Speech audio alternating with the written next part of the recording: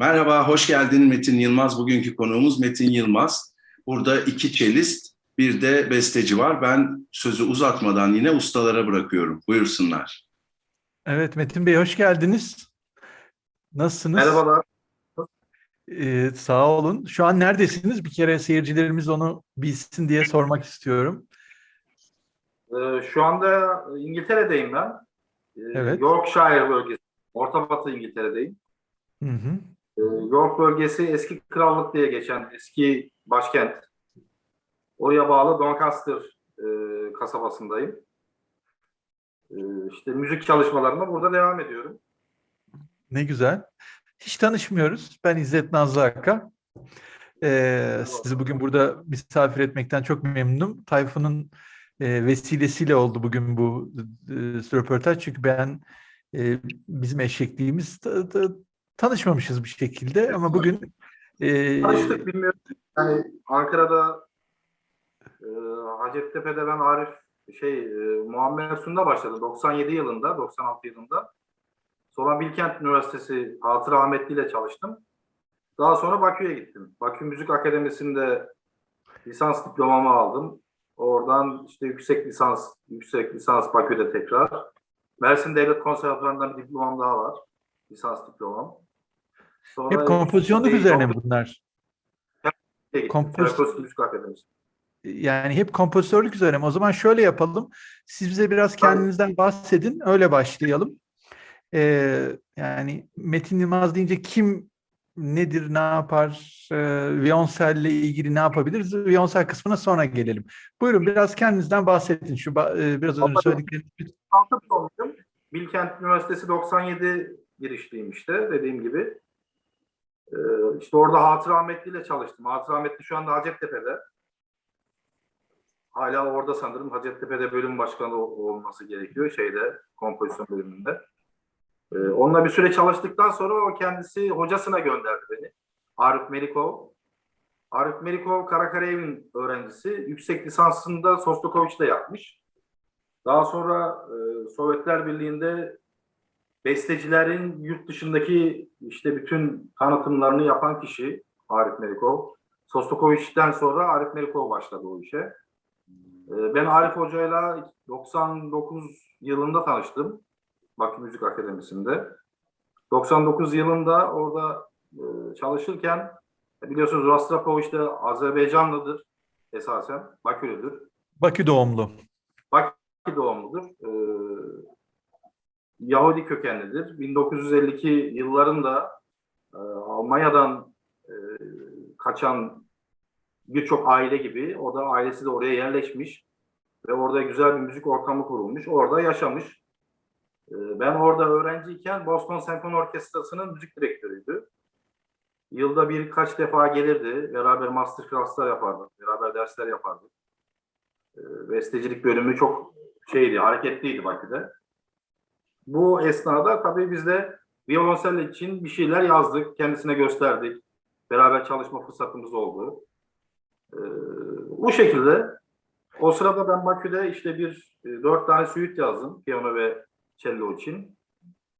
Daha sonra 4 farklı suite mi? Bir suite'in 4 bölümü mü? bir suite.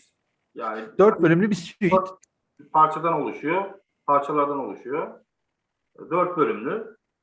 Daha sonra işte bir violonsel konçertosu yazdım. O da 2 bölümlü. 2 bölümlü Şimdi o violonsel zaman konçertosu, konçerto yani gibi. sözünüzü kesmek istiyorum. Suite'i ne zaman yazdınız? Tarih ne? 99 yıllarında falan, 99-2000 yıllarında. Kimin öğrencisiydiniz o sırada Arif, Bakü'de?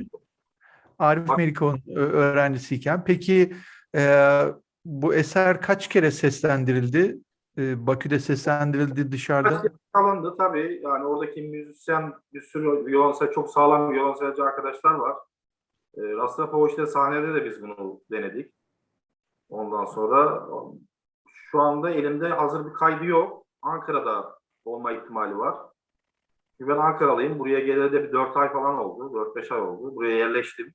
İşte burada şirket kurdum. Babel Project Music Limited şirketi. Burada müzik yayınları yapıyorum. Nota basıyorum. Albüm mix ve mastering işleri yapıyorum aynı zamanda. Prodüksiyon işleri yapıyorum. Yani cello ile tanışmam benim öğrencilik yıllarımda oldu. Peki Bu 99 suite, pardon, kayıt var dedin ya, video kayıt mı, audio kaydı mı? Yani ben belki sonra link vermek için soruyorum. Audio kayıt var ama ona ulaşmam yani çok zor olur. Benim Ankara'ya gitmem gerekiyor. Sandığı açmam gerekiyor. O, o audio kayıtları da çok eski analog kayıtlarla, masalarla yaptık biz. Hı hı. Ya bir şekilde ulaşılır ama şu anda mümkün değil. Tamam, Şu an aklımızın bir kenarında bulunsun. bu 4 bölümlü suite tonal bir eser mi? tonal bir eser değil. Tonal eser, tonal kavramı biraz şeyde, hani dünyada da artık farklı tonal müzik diye bir şey yok. Başında anahtar yoksa tonal değildir. Politonal özellikler taşıyor. Yani yer yer böyle şeyler var. Mikrotonal işler de var. Hani mikrotonal deyince işte bizim koma dediğimiz şeyler de var. Hı hı. Bunlar müzik yazısında mümkün, modern müzik yazısında mümkün. Ama açıkçası çok tonal müzik yazmadım hayatım boyunca. Okey. Bilmediğim için soruyorum lütfen. Hem de insanlar bu konuşmayı dinlediğinde bir tanımlama yapmak isteyecekler. Evet, Kafalarında bir şey canlanabilsin diye soruyorum bunları. tabii buyurun. Peki kaç dakika sürüyor eser? 4 bölüm. 4 bölüm işte yaklaşık 20 dakika falan sürüyor toplam. Tamamı. Hı hı. Okey. Peki bölümler karakteristik olarak nasıl tanımlayabiliriz? Hiç bilmeyen birine eseri anlatabilmek için soruyorum. Şimdi şöyle biz violonseli elimize aldık. Yani bizde bestecilik bölümü öyle. Bizde bir kanunumuz vardı bizim orada. Biz elle yazardık müzikleri. Hiçbir şekilde bilgisayarla tanışmadık. Yani ben 2003'te e, bir senfoni yazarak mezun oldum. Ondan sonra Sibelius'la tanıştım. Şimdi her şeyi elle yazdık. Karakteristik özellikleri derken mesela bir suite'de ne anlatılır? Suite'de bir macera, bir konu var. O konuyu takip eden başka konular var. Öyle arka arkaya süren e, müzik parçaları. Hani suite'in zaten anlamı bu. Karakterisi olarak böyle bir nasıl ifade edebilir? Yani edebi olarak Duygusu, duygusu nedir mesela? İşte böyle aşk mıdır, poetik bir şeyler midir? Yani yok hikayesi var mı? olarak hatıralar üzerine yani mimari ve işte şehirlerin hatıraları üzerine daha çok. Eskiden beri de öyle e, çalışmayı seviyordum. E, Mesela Bakü'de yaşarken Gürcistan'a gidiyordum. Oradan Özbekistan'a gidiyordum. Çünkü hepsi aynı coğrafyada olduğu için yani bizim de hani pasaportumuz buraları gezmemize olanak veriyordu. Birçok yeri geziyorduk. Yani kafamıza estiği zaman bir feribota binip karşı Özbekistan'a gidiyorduk. Yani şehir mimarileri ve mimarilerin e, özelliklerine göre şekillenen bir büyük diyebilirim. Çok güzel. Ki bu 4 bölümün 4 ayrı şehir gibi bir şeyi var mıdır mesela sizin için anlamı? Ya bir tanesi Bakü ile alakalı, Azerbaycan Bakü ile alakalı. Bir tanesi işte Tiflis'le alakalı. Tiflis'i Hı çok hı. seviyorum, çok gittim. Bir tanesi İsfahan'la alakalı. İsfahan'da İran'da, o zaman o taraftan geçmemiz de bizim sıkıntılı değildi. Bir O tanesi nasıl bir coğrafya?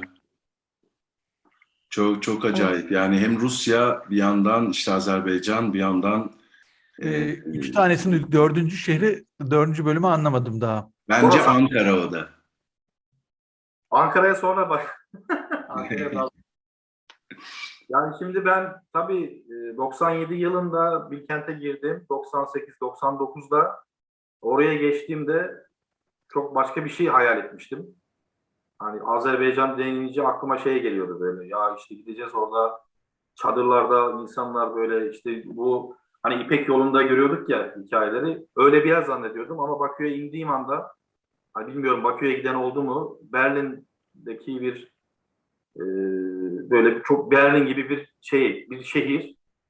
1952 yılında metrolar kurulmuş. Ondan sonra bir petrol şehri olduğu için de çok büyük paralar dönüyor. Hala öyle. Çok güzel mimariye sahip. Hem eski ve hem yeni. Böyle bir şehirle karşılaştığımda çok şaşırdım. Daha sonra işte trenle falan işte Gürcistan'a gittik. E, Dediğim gibi İran'a geçtim. Horasan'a geçtim. Yani şehirlerdeki mimari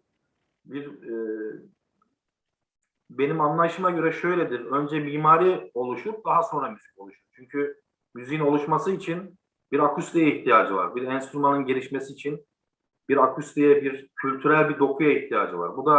Bunun olması için de bir şehre ihtiyaç var tabii ki. Şehrin bir mimari özelliğe sahip olmasına ihtiyaç var. Maalesef Türkiye'deki birçok şehirde bunu görmek mümkün değil. O yüzden Türkiye'deki anılarımın da müzikleri var. İstanbul'da zaten TRT'ye bir 13 bölüm şey yaptık, hafızamdaki makamlar diye. Müzik yaptık. Yani böyle. Anladım. Peki bu sizin eserinizin notasına ulaşmak isteyen biri olursa bizim konsept gereği altyazıları İngilizce, Fransızca ve İspanyolca da yazıyoruz bir süre sonra. Onları da ekliyoruz. Yabancı biri ya da bir Türkiye'de bir viyonselci bu suite'inizi çalmak isterse, bu arada suite'in bir adı var mı? Bir ad koydunuz mu esere? Violonsel için bir suite Evet. yani. Ulaşmak isterse nasıl ulaşır? Nasıl sizden notayı alabilir? Nereye para yatırır? Yok ben para yani bize biraz anlatın ki eserle ilgilenecek kişiye biz o yolu gösterebilelim. İnternet sitesinde mi vardır? Nerede? Ne yapması lazım? Ulaşabilecekleri nota şu anda sadece konçerto. Konçertonun notaları mevcut. Siberus'ta şu anda benim de yanımda. Onu zaten Tayfun'la ben paylaştım. Öbür notalara ulaşmam için benim Ankara'ya, Türkiye'ye gelmem lazım. O el yazması demiştiniz. Yaklaşık önümüzdeki yaz falan mümkün olacak. Öyle görünüyor. Yani ondan önce Bakü'ye gideceğim. Önümüzdeki ayın sonunda bir Azerbaycan'da bir kaydımız var. Bakü Müzik Akademisi'nde bir orkestrayla, bir caz orkestrasıyla bir kaydımız olacak.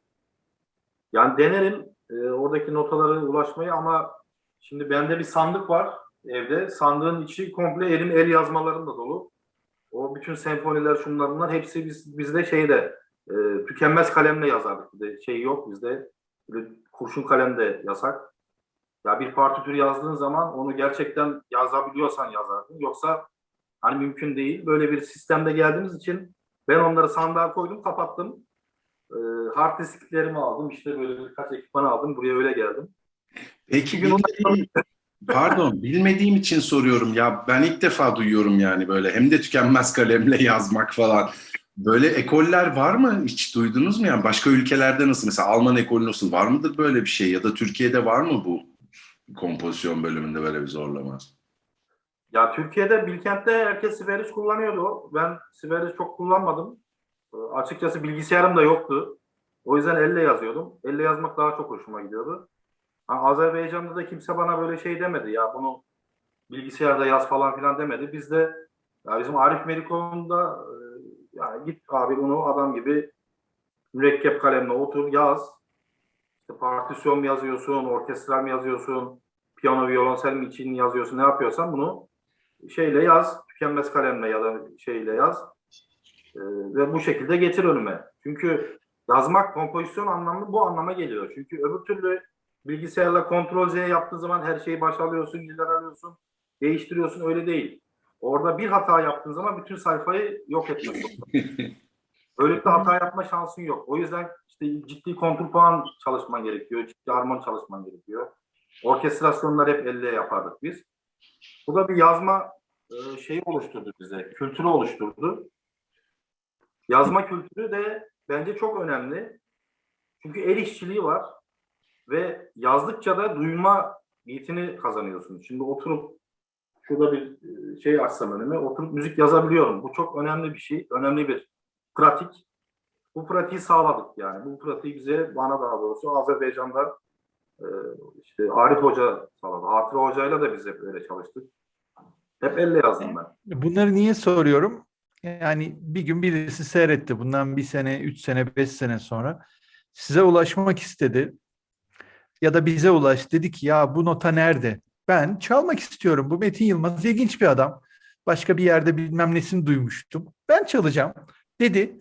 Bizim bu anlamda bir aracılık görevimiz var. Yani notanın bizde olması değil ama sizin bağlantınızı buradaki elektronik ortamda bir şekilde sağlamak zorundayız ki sizin o eserinizi sizin uygun gördüğünüz şartlarda o violoncelciye çalmak isteyen insana, Türk ya da yabancı hiç önemli değil, ulaştırabilelim. Bu eserin yaşamasını sağlayalım. Çünkü düşünsenize şu an sizde bir görüntülü kaydı yok. Bir yerde bir YouTube'da bir şey yok. Uykuda. Onu Evet. uyandırmamız lazım. Evet. Ha, beğenirler, beğenmezler. Ulaşmak daha kolay. Konçertonun çünkü elimde hazır şeyleri var, partisyonlar var. Orada yaylı sazlar e, var orada. Bir arp var ve violonsel var. İki bölümlü zaten. Konçerto olunca biliyorsunuz bu sefer bir orkestra ikna etmek gerekiyor. Bu bizim Piyano versiyonu da var. Bizde önce zaten piyano eşlikli bir yazı var. Sonra da orkestra için. Ya direkt orkestra, direkt partisyon yazdığımız da oldu ama bu konçertoda öyle değil. Zaten herhangi bir konçertonun da herhangi bir orkestral eserin de önce bir piyano eşliği de olması lazım. Hani bunu icra edecek kişinin bir piyaniste çalışması için biz de ikisini birden yapıyorduk. O ikisi de var sonuçta orada bir problem. Anlaşıldı. Suite ulaşmak problem önümüzdeki yıla. Hani Bence böyle- şöyle o zaman önümüzdeki yıla şöyle bir sözleşelim. Sen Türkiye'ye geleceksen o sandığı açalım beraber. Onların hepsini bir dijitale transfer edelim. Ben elimden geleni yaparım. Tabii neden O olmasın. sandık bir açılsın. Şimdi gelelim heyecanlı konu konçertoya. 2 bölümlük işte. Ben şeyi de sorabilir miyim? Çok özür diliyorum. Tabii. Suite'i kimin çaldığı hatırınızda mıdır acaba? Kayıtlar Bakü'de, evet Bakü'de çalındı demiştiniz. Yani Hatırınızda mı acaba? birkaç bölümünü denedik. Biz çaldık sahnede. Rostropovich ona da baktı. Harika. Yani zaten hani masterclass öyle geçiyor. Yani biz eser götürüyoruz, çalışıyoruz. Fikir veriyor. Pozisyonlara bakıyor. Tekrar değiştiriyoruz. Baştan tekrar getiriyoruz. Bu şekilde ilerledik. yani Rostropovich notayla mı uğraştı? Doğru mu anlıyorum? Tabii zaten Yazım hani aşamasında. Evet. masterclass'ın amacı o. Hem cellocularla hem de bestecilerle orada gelip çalışıyordu. Anladım. O zaman konçertoya geçelim. Konçertonun bestelenme tarihi ne?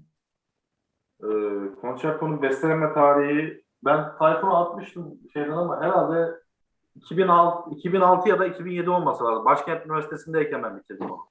Hemen Okey. kontrol edeceğim ben de. Siz devam edin o sırada. Türkiye'de bestelendi o zaman. Doğru mu anlıyorum? Konçerto. Ankara'da Başkent Üniversitesi'nin kuruluşunda ben bulunmuştum 2007 yılında. Evet, Orkestra güzel. falan yeni kuruluyordu işte biz o zaman Peki orada. kim sipariş verdi konçertoyu? Hiç kimse ben kendim müzik yazmayı seviyorum zaten. Böyle bir Okey. Evet, Peki konçerto ilk nerede seslendirildi? e, sanırım Gürcistan'da bir orkestrayla seslendirildi. Onun bir audio kaydı var ama çok kötü bir audio kaydı var. Onu ben biraz temizleyip attım galiba şeye. Bana bir Tayfun'a. parçasını göndermiştin, evet. Aha. Şeyi bulamadım ama şimdi Sibelius notayı. Nasıl onu paylaşırız, kayıtlara geçer. 2006 gibi hatırlıyorum ben de konçertonun tarihini. Ben yanlış hatırlıyormuşum ama o zaman. Yani Suite'de Rostropovich ile çalıştın ama konçertoyu Türkiye'de yaptın. Evet. Anladım. Şöyle, Rostropovich biliyorsunuz, Rostropovich'in özelliği Shostakovich'la aynı okulda olması. Çaykovski Müzik Akademisi'nde aynı binada, aynı yatakhanede yurtta kalıyorlardı. Böylelikle Shostakovich de ve Rostropovich o meşhur konçertoyu yazdı. Yani konu bu aslında. Hı hı. İyi müzisyen, iyi besteci yan yana geldiğinde iyi eser çıkıyor. Yani Rusya'daki ekol bu. Müzisyenler ve besteciler iç içe yaşıyorlar. Ha, bizde pek bu böyle yürümüyor maalesef. Biraz bölümler birbirine farklı, anlayışlar farklı, sistem farklı ama Rusya'da, Azerbaycan'da böyle değil. Bizde mesela ben tar için de bir şeyler yazdım. Zurna için de bir şey yazdım. Çünkü bizim konservatuvarda altta e, işte Sibelius çalar, üstte adam zurna çalar. Yan tarafta bilmem işte birisi Sostakovich'in bir şeysini çalar. Bu şekilde bir müzik ortamı düşünün. Herkes beraber içer, herkes beraber yemek yer, herkes beraber konser verir. Yani konserve tuar ortamı ya tam olarak böyle. Öyle olması gerekiyor bence de dünyada. O yüzden Azerbaycan ve Rus müzik ekolü, bestecilik ekolü biraz daha ileri seviyede açıkçası. Bizim işte 1936 sanırım Türksoy Operası, ilk Türkçe operası diye biliniyor. 1814'te Leyla Mecnun Operası var. Üzeyir Hacıbey'in. Peki şeyi sorayım. Concerto'nun kaç bölümü var? 2 bölüm. 2 bölüm. Birinci bölüm lirik, bir kervanı anlatıyor, bir kervan yürüyüşünü anlatıyor. İkinci bölüm biraz daha böyle parlak, ondan sonra biraz daha hareketli. Yani klasik Haydn anlayışında yazılmış ama modern bir eser. Form Evet. olarak Haydn ama içerik olarak daha modern bir eser. Makamsal özellikler taşıyor, poliritmik özellikler taşıyor. Yine o zaman bizim sorduğum türdeki tonal tanıma girmiyor bu da. Yok, Doğru mu? tonal diye bir şey kalmadı ki. Tonal müziği zaten Mahler bitirdi yani. Mahler'den sonra, şeyden sonra artık tonal müzik dediğimiz, eğer başına siz anahtara eğer do diyez, fa diyez koyuyorsanız tonaldir. Koymuyorsanız, ölçünün içinde koyuyorsanız o artık atonal, atonal olabilir, politonal olabilir, makamsal olabilir, her şey olabilir. Okey. Siz Müzik iki bölüm terminolojisi değil, biraz farklı. siz iki bölüm deyince aklıma Miaskovski Violonsel Konçertosu gibi bir şey tınladı bir an. Onun da böyle bir ilk bölüm daha ağırdır, ikinci bölüm daha hareketlidir. Ben çok severim Miaskovski'yi. Yani peki bu Gürcistan'daki kayıt dışında başka bir kaydı var mı konçertonun? Yok, hayır. Başka bir kaydı Peki, yok. peki şeyi sorabilir miyiz? Konçerto ne büyüklükte bir orkestrayla çalınıyor? Yani kaç partisyon var? Orkestrası var. Yaylı sazlar orkestrası var. Bir arp var ve bir cello var. Ha, o zaman yaylı orkestrası, arpli bir yaylı orkestrası için. Daha Mozart orkestrası, hatta Bokken orkestrası gibi bir şey. Aha. Anladım. O zaman çalınması nispeten daha Birisi var yani, yaklaşık var. Neoklasik anladım. bir. Bu daha kompakt bir yapı. Evet. Okey, güzel. Daha kolay olacak demektir. Zebur Senfonisi var biliyorsunuz. Stravinsky de neoklasik şeyleri çok severdi. Böyle tam Bach'ın orkestrasını alıp böyle çok modern şeyler yazdı. Bilmiyorum, dinleme şansınız oldu mu? Onun fikirlerine biraz yakın olabilir. Güzel. Bu daha çalınabilirlik açısından kolaylaştırıcı bir faktör. Orkestranın küçük olması. Çünkü orkestra büyüdükçe hep Evet. iş zora gidiyor. Evet, anladım. O zaman bu konçerto ile ilgili anlatabileceğiniz insanların bak böyle bir özelliği de varmış diyebilecek aklınıza gelen başka bir şey var mı? Valla 2007'de yazmışım. Ondan sonra bir 4 konçerto daha var. Bir 3 senfoni daha var. Açıkçası notayı açıp bakmam gerekiyor. Baktığım zaman biraz daha bir şeyler aklıma gelebilir. Ama şu anda benim söyleyeceklerim bunlar. Okey. Bitirmiş eserle bağı kopmuş yani. Epeyce bir 14 yıl olmuş. Ben evet unutmuştum. Şimdi Tayfun aradığında dedi violonsel için bir şeyler yapacağız. Ya dedim tamam, benim de var birkaç bir şey olmalı yani. Bakayım şuraya. Besteciler, dağınık besteciler durumu bu. Kaydı yok, kuydu yok. Çok acayip Biz ya.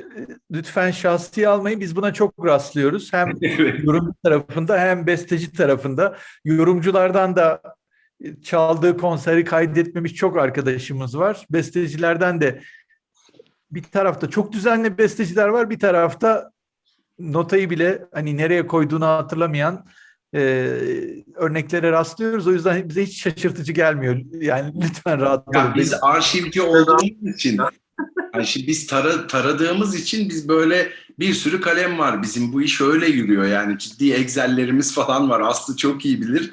Böyle o ön cephede savaşıyor. İşte eserin süresinden tut tonuna kadar hani özellikleri neyse yazmaya çalışıyoruz. Çünkü yazalım ki aslında size hizmet ediyoruz bir yandan.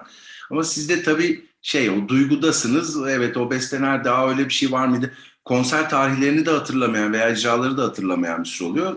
Senin gibi yani, sana özel değil gerçekten. Biz o yüzden yapıyoruz. Şaşırmıyoruz İzzet'in dediği gibi. Böyle ben Türkiye'de işte 3 tane konservatuvarda çalıştım. Ondan sonra baktım ki konservatuvarda çalışmak biraz hani memuriyet gibi geldi. O yüzden o sayfayı kapatmıştım ben. En son Ne zaman bir müzik yazdım? İşte 2009'da en son bir müzik yazdım gerçekten. Sonra caz müziğine yöneldim. Birçok caz kaydı yaptım. Piyano için eserler yazdım. Piyano için eserler için basıyorum işte bir tanesini burada İngiltere'de. Evet, Yani, Ya bir dakika, onu duyuralım, tebrik edelim diyecektim ama sadece İngiltere'de mi yayınlanacak? Türkiye'de olmayacak mı? yayınlanacak. Bütün dünyada dijital olarak yayınlanacak. Babel Project Music Limited kurdum ben burada. Kendi yayın şirketim var böylelikle. Yani nota yayınlayabiliyorum. Hı hı. Albüm yayınlayabiliyorum. Onun şeyin üzerine, o şirket adına yayınlayacağım. Hı. Ondan sonra hatta bu şeyde Antalya'da benim eski arkadaşım var. Yoel Savetskin. Rus bir piyanist. Orada bölüm başkanıdır Akdeniz Üniversitesi'nde. Çok iyi bir piyanisttir. Onlar şimdi önümüzdeki yıl repertuara alacaklar orada. Bu parçaları. Belki de onları davet edeceğim. İngiltere'de bir konser yapacağız, bir şeyler yapacağız. Harika. Peki ben sormadan edemeyeceğim ya. İki sorum var. Bir, biz Rostropovich diyoruz. Sen A gibi söylüyorsun ilkin. Rastropovich gibi bir şey diyorsun. Rastropovich. Öyle mi okunuyor? Gorbaçov, hani o da öyleydi. Biz Gorbaçov dedik. Türkiye'de farklı telaffuz ediliyor. Türkiye'de farklı telaffuz ediliyor. Mümkün yani bu. Ha. Peki nasıl biriydi? Biraz ondan söz etsene. Yani böyle çok sert görünüyor, öyle mi mesela? Çok eğlenceli bir adam. Gülmekten böyle salonda yerlere yattığımızı hatırlıyorum. Hadi ya. Evet. Ya hatta 97 yılında bir arkadaş geldi. 97 ya 98 ya da 99 yılında Hacettepe Üniversitesi'nde birincilikle mezun olmuş bir arkadaştı. Ali isminde. Daha sonra vefat etti sanırım. Bir violonselci arkadaş. Tam soyadını hatırlamıyorum. Benjamin Sönmez. Benjamin. Sönmez. O geldi oraya. Ben oradaydım. Orada Rastropovich'te çalıştığı zaman ben salondaydım. Şeyi çalmıştı. Piyano ve violonsel için bir eserini çalmıştı Sostakovich'in. Çok gergindi. Ondan sonra bir rahatlattı falan dedi. Yayı öyle yapma falan. Bırak kendini şöyle bir şeyler. Ve çok eğlenceli bir adam. Çok keyifli bir adam. Çok şey öğrenebildim. Benjamin benim sınıfımın Aslı ve Pınar'dan sonra, yani üçüncü sene geldi değil mi Aslı, Benjamin bizim sınıfa? Benle başladı Evet, Beyoncé. evet, 3. sene. Aha, evet. Yani 1996 konservatuara gelişi Benjamin'in. Mezuniyet yılı hangisi? Ne zaman hatırlıyor musunuz? Birincilikle mezun oldu. Konservatuarı bitirmedi Benjamin. Erken gitti yurt dışına. Yani lisanstan mezun olmadı Benjamin. Ne zaman gitti Aslı? 2003 müydü, 2004 müydü? Öyle bir şey yani. Çok uzatmadı. Biraz daha erken gitti. 2000 yılı gibi, belki biraz daha erken, mezun olmadan lisans için gitti.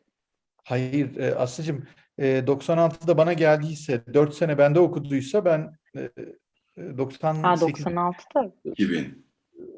bir dakika, o zaman doğru söyleyeyim. Askerden döndüğümde Nuray Hoca'ya geçmişti 99'da. Bir 3 senede Nuray Hoca'da okuduysa 2001-2002. Muhtemelen 2001'de gitmiş olması lazım Benjamin'in. Ya da 2002'de. Belki de evet öyle. Ben hatırlıyorum şeyi. Güzel anlar oldu. Güzel bir ders oldu. Şöyle alayım. Şarj bitmek üzere telefonu. Ha. Aslında zaten sonlarına geldik. Ama güzel, görüntümüzde de bir sıkıntı yok. Peki var mı başka sorusu olan vesaire? Yok yani Bize nasıl ulaşabilir? Ya Eserlerinizi evet, o soru isteyenler havada size kaldı. nasıl İzzet de ulaşabilirler? sordu. Metin, bir e-mail adresi ya da bir web adresi var mı, burada yayınlayalım? Sana ulaşmak isterlerse senin müziğinle ilgili biz aracılık edeceğiz. Hani hep kontaktayız ama seninle ilgili bilgi alabilecekleri. metinyılmaz.co.uk. Benim internet sitem orası. Babel Project Music Limited zaten benim şirketim. Oradan istedikleri gibi bütün telefon numaralarım, adresim, her şey var orada. Sana ulaşabilirler. Evet. Harika. WhatsApp, postayla, internet, e-mail'de her şeyim var orada. Bizim sizden o zaman gelecek yaz o muhteşem sandığın içinden çıkacak suite'le ilgili bir söz aldık. Evet. İstiyoruz. En kötü haline bile razıyız. Bir şekilde onu temize çeker, rahat Yok. okunabilir hale getirir. Durumda zaten okunacak durumda. Ne güzel. Temiz bir yazım vardı. Peki. Metin, bizi kırmadın, katıldın. Çok çok teşekkürler. 2010 senesini de söyleştik. Biz onu repertuarımıza da aldık. Çok çok teşekkür ediyoruz. Bizden şimdilik bu kadar. Var mı başka söz? Ben çok teşekkür ediyorum. Yani benim için bunlar çok keyifli anılar. Çünkü ileride dönüp bakıp bak böyle bir bestecinin böyle bir eserini o gün konuşmuştuk diyebilmek adına bana hep yeni ufuklar açıyor. Çok teşekkür ediyorum Metin Bey'e. Ben de tanıştığıma öncelikle çok çok memnun oldum. Gerçekten çok teşekkür ederiz anılarınızı da bizimle paylaştığınız için. Aynı zamanda izleyicilerimize de küçük bir hatırlatmamız var. Bu izlediğiniz videoyu beğendiyseniz lütfen beğene tıklayın. Abone olmayı lütfen unutmayın. Bir sonraki söyleşide görüşmek üzere diyorum. Çok teşekkürler. Hoşça kalın. Hoşça kalın. Teşekkür ederim. Hoşçakalın.